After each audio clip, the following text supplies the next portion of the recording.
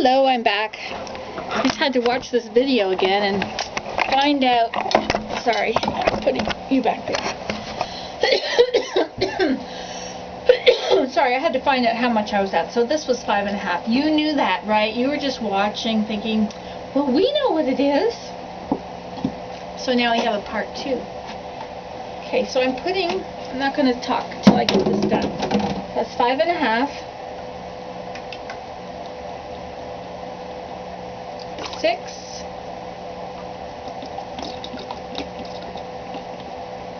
7.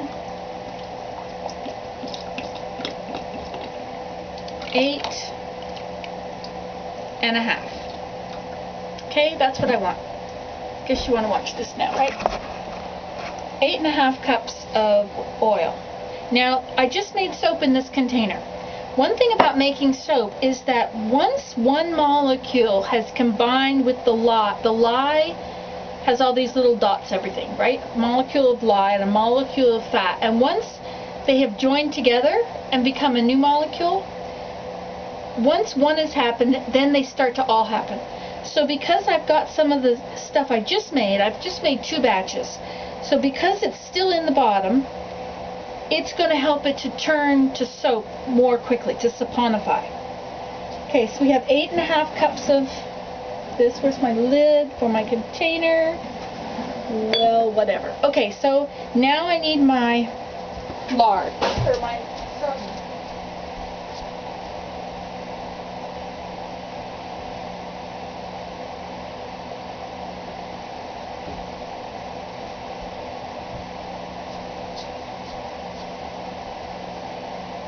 Boy, this container got so hot. So I put in my melted lard. Now it's very, very hot. But this shortening, or this oil, was not hot at all. So together,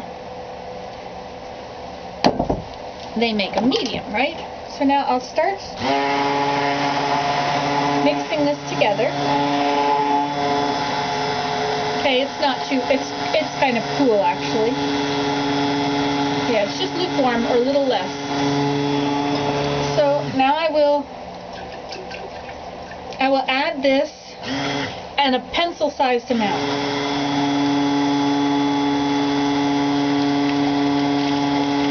Now notice how this color has already changed? You see that? That was the shortening and the castor oil and the canola oil.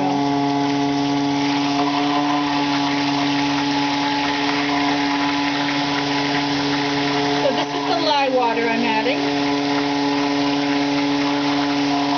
You see the bubbles? That's from the castor oil.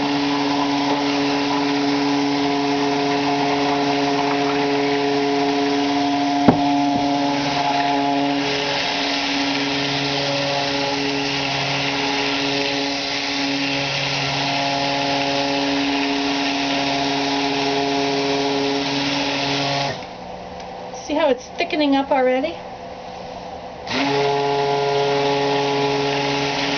Now when it gets thick enough, I'm going to add bergamot. That's going to be my fragrance. This is an essential oil. It's also called bee balm. It's just outside in the garden. Beautiful red flowers, and the leaves smell so nice. You should plant it where you're going to be able to walk by it. Now I'm using a stick blender. If you do this by hand, you'll find it takes forever. See how it's already thickening up, looking like custard? That's called trace. See, now when it leaves a line on the surface, it's not really leaving a line on the surface, a little bit. But anyway, I know it's tracing already. You see why it's happening so quickly, one of the reasons is because there's already some soap batter left in the container. And so it's speeding up the saponification process. So molecule after molecule is changing from oil or lye. It's not a mixture. It's not like cooking it. It's an actual process, so there will be no more lye. After 24 hours, there will not be, you can't find a lye molecule in it. Unless you didn't add enough oil. And you won't be able to find an oil molecule unless you added more oil than you need for saponifying. Okay, now see how it's really changing now? It's getting thick. Okay, now I'm going to add an ounce and a half of bergamot.